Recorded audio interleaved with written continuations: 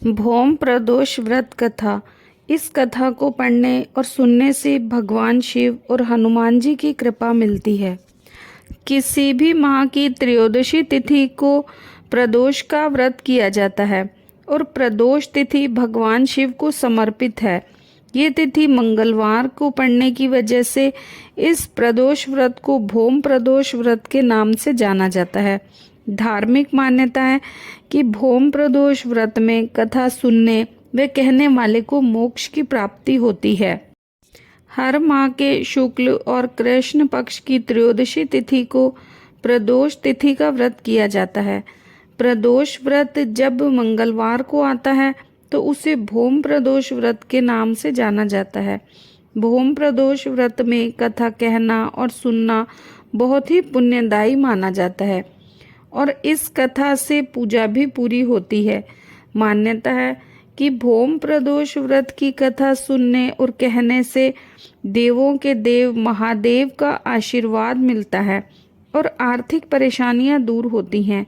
तो आइए जानते हैं भौम प्रदोष व्रत की कथा के बारे में।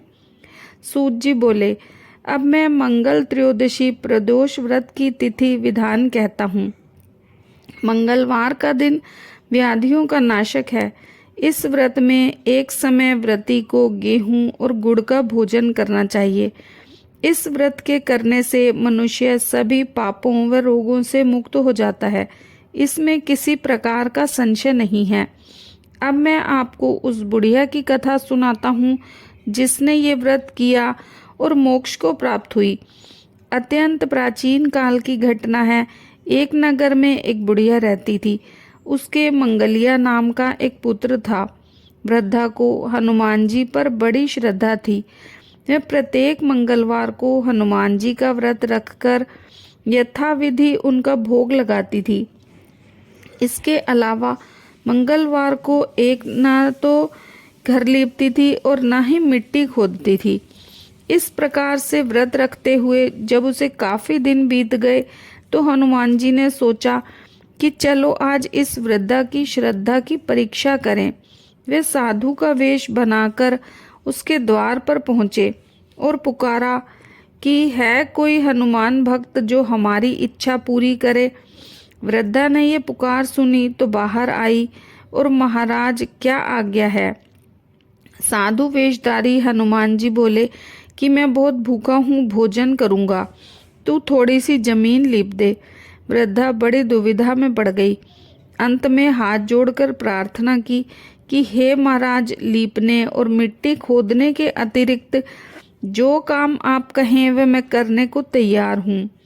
साधु ने 3 बार परीक्षा करने के बाद कहा, तू अपने बेटे को बुला, मैं उसे औंधा लिटाकर उसकी पीठ पर आग जलाकर भोजन बनाऊंगा। वृद्धा ने सुना तो पैरों तले की धरती खिसक गई, मगर वह वचन हार चुकी थी। उसने मंगलिया को पुकारा और साधु महाराज के हवाले कर दिया, मगर साधु ऐसे ही मानने वाले न थे। उन्होंने वृद्धा के हाथों से ही मंगलिया को औंधा लिटाकर उसकी पीठ पर आग जलवाई।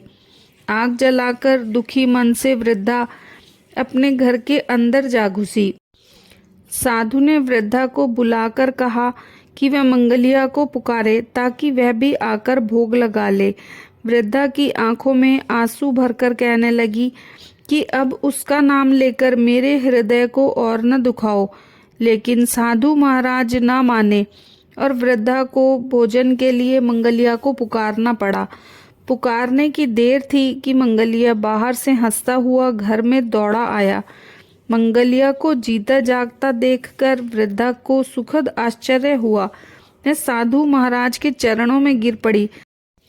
तब हनुमान जी अपने वास्तविक रूप में आए और वृद्धा को आशीर्वाद दिया। बोलो बजरंग बली की जय। हर हर महादेव।